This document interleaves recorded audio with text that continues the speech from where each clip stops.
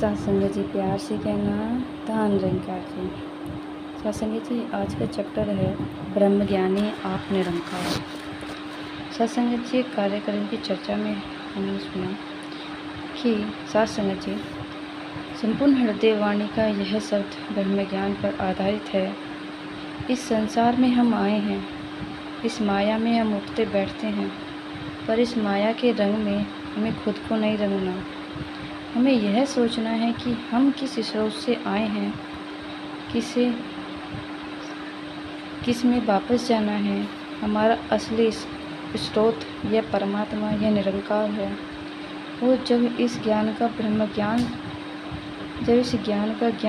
ज्ञान ले लेता है तो ही हमें अपना असली स्वरूप पता लगता है कि आत्मा इतने समय से शरीर बदल रही थी, लेकिन यह शरीर स्थायी नहीं है। आत्मा परमात्मा से ही आई है और वापस भी परमात्मा में ही जाना है। यह शाश्वत बात है। यह मोक्ष और मुक्ति की बात समझकर इस आत्मा के ने चुनाव करना है कि भटकना में रहना है या मोक्ष प्राप्त करना है। ब्रह्म ज्ञान मिलने से मुक्ति का भी रहस्य मिलता है। बस सवाल यही है कि क्या हम इस ब्रह्म ज्ञान को जीते जी याद रख रहे हैं या फिर सांसारिक उलझनों में भटक रहे हैं।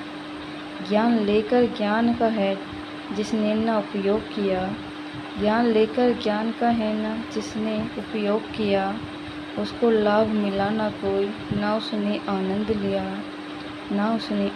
लिया। जब ब्रह्म ज्ञान हमें मिल जाता है, वो इसलिए नहीं कि बस मिला और उसको हम भूल जाएं।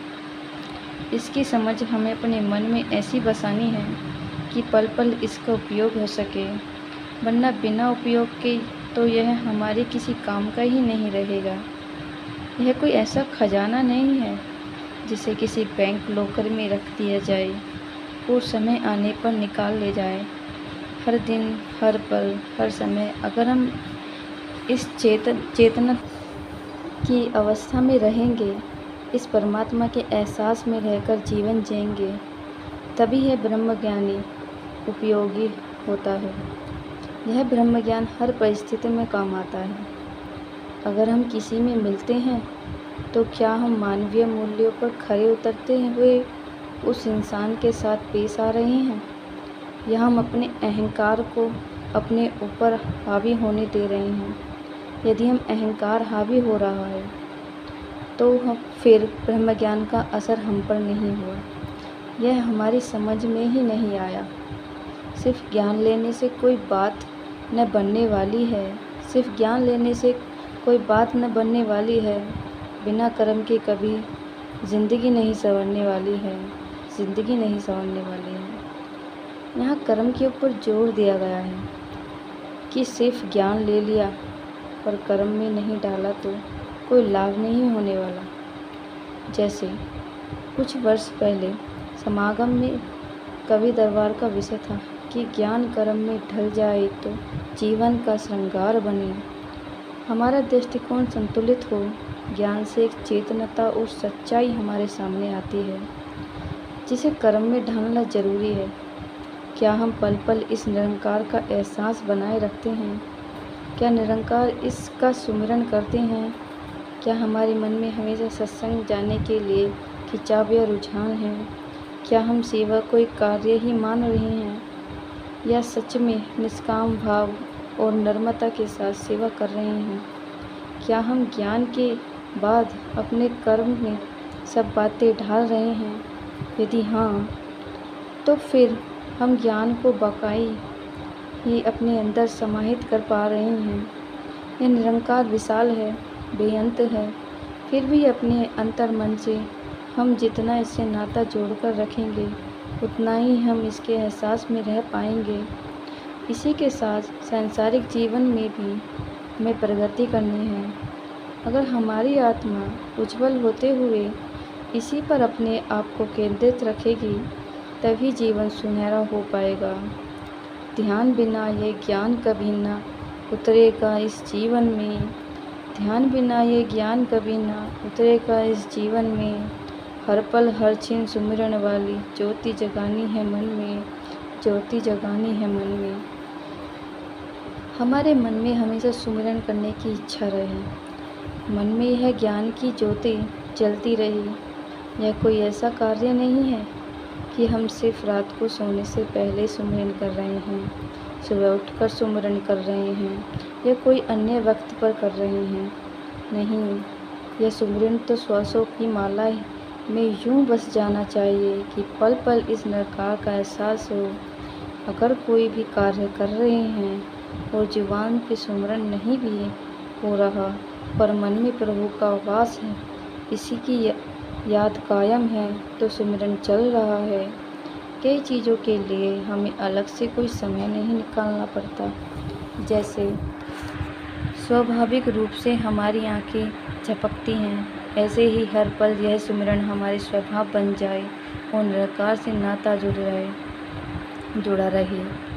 गुरु ज्ञान से निरंकार को जाना है, पहचाना है, इससे एकमिक हो जाना है, असल में इसको पाना है, असल में इसको पाना है। हम इस निरंकार का अंश हैं, तो हमें जीते जी इससे एकमिक होना होगा।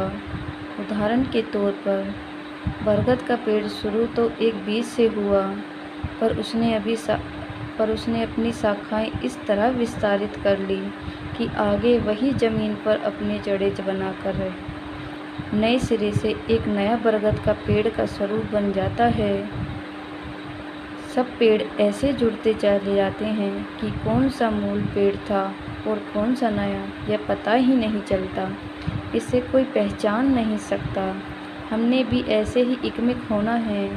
इसी तरह बूंद सागर में मिल जाए तो वह सागर की कहलाता है। इस परमात्मा के साथ हम अपनी रूह का संबंध ऐसा बनाएं कि हर कार्य में इसका आधार हो। जैसे लिखा है, ब्रह्मज्ञानी का सकल आकार, ब्रह्मज्ञानी आप निरंकार। फिर परमात्मा और इंसान में फ़र्क नहीं रह जाता। जिसने यह दाता प्राप्त कर लिया है वह असल में ब्रह्मज्ञानी हो जाता है। वह स्वयं ही निरंकार का रूप हो जाता है। उस अवस्था की फिर प्रतीक्षा नहीं करनी पड़ती कि जब शरीर से आत्मा निकलेगी तो जाकर निरंकार से जुड़ेगी। नहीं, जीते जी मुक्ति प्राप्त हो जाएगी जब हम हर पल निरंकार के एहसास में अपना जीवन बिताएंगे। ऊपर ऊपर तैरने वाला हासिल क्या कर पाएगा, ऊपर ऊपर तैरने वाला हासिल क्या कर पाएगा। गहराई में जाने वाला मोती चुन कर लाएगा, मोती चुन कर लाएगा। यह उदाहरण कि समुद्र में इतनी कीमती चीज़ें हैं जो बहुत गहराई में होती हैं। अगर ऊपर ऊपर से देखें तो समुद्र के किनारे रेत ही मिलती है, या कभी कभी शंख या कुछ ऐसे मिलेगा जिसकी इतनी ज़्यादा कीमत नहीं होती।